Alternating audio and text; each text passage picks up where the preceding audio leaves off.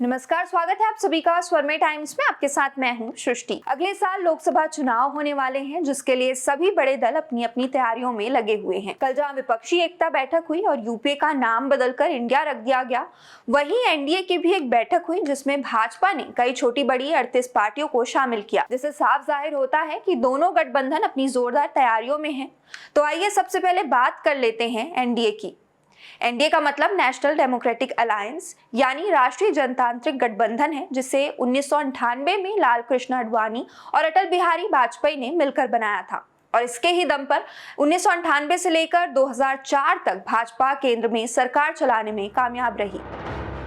बात 1998 की है, जब देश में लोकसभा चुनाव का दौर था।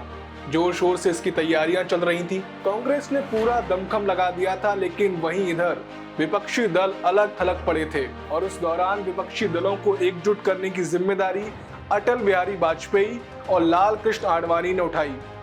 वो 16 दलों को एक साथ एक मंच पर लेकर आए, जिनमें कई छोटे बड़े दल शामिल थे। भाजपा के अलावा तब एनडीए में पश्चिम बंगाल से नई बनी तृणमूल कांग्रेस, तमिलनाडु और पुडुचेरी से आई एआईईडीएमके, बिहार और यूपी से समता पार्टी, महाराष्ट्र से शिवसेना, ओडिशा से बीजू जनता दल, कर्नाटक और नागालैंड से लोक शक्ति, पंजाब से शिरोमणि अकाली दल, तमिलनाडु से पीएमके आदि का साथ मिला था।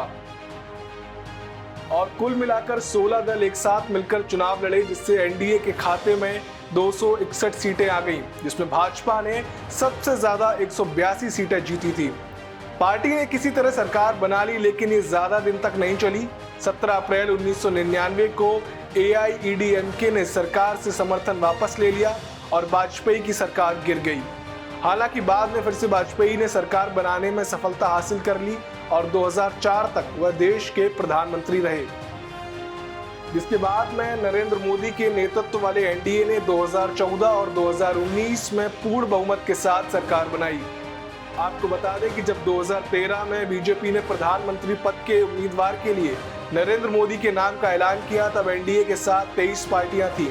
चुनाव में बीजेपी ने अकेले 282 सीटें जीती, तो एनडीए ने कुल 336 सीटों पर जीत हासिल की।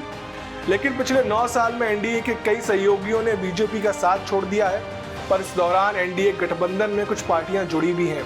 जैसे 2019 के चुनाव में बीजेपी के साथ 42 दल थे, लेकिन फिलहाल एनडीए में 26 पार्टियां शामिल हैं, जिनमें से 17 ऐसी हैं जिनके सदस्य लोकसभा या राज्यसभा में नहीं है।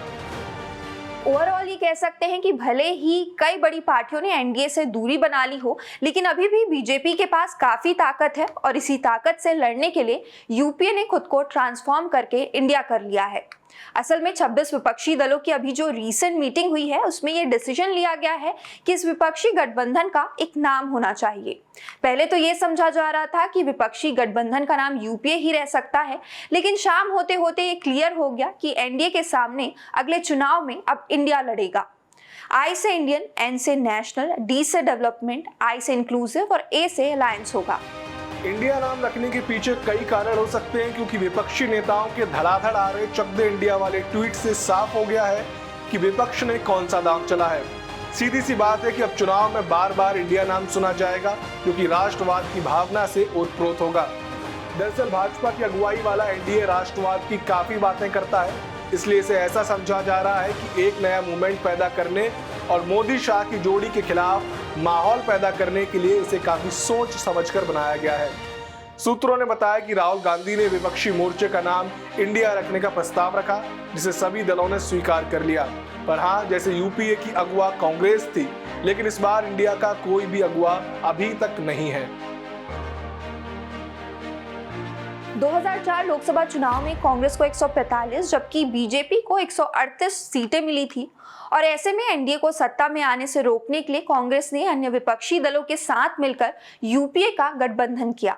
यूपीए के गठन में कांग्रेस की तत्कालीन अध्यक्ष सोनिया गांधी, सीपीएम के दिवंगत महासचिव हरिकिशन सिंह सुरजीत की अहम भूमिका रही। तब विपक्षी दलों को कांग्रेस के साथ लाने का जिम्मा हरकिशन सिंह सुरजीत ने उठाया था। बता दें कि 2004 में यूपीए गठबंधन के समय कांग्रेस को 14 पार्टियों ने समर्थन दिया था और कॉमन मिनिमम प्रोग्राम के तहत यह गठबंधन बना था। लेकिन अब यूपीए इंडिया बन चुकी है, समीकरण बदल चुके हैं और भारत की राजनीति में क्या होगा? क्या ये गठबंधन टिक पाएगा? क्या मोदी लहर फिर से चल पाएगी? एनडीए का एजेंडा क्या रहेगा? ये आने वाला वक्त ही बताएगा। तब तक ले देखते रहिए स्वरमे टाइम्स।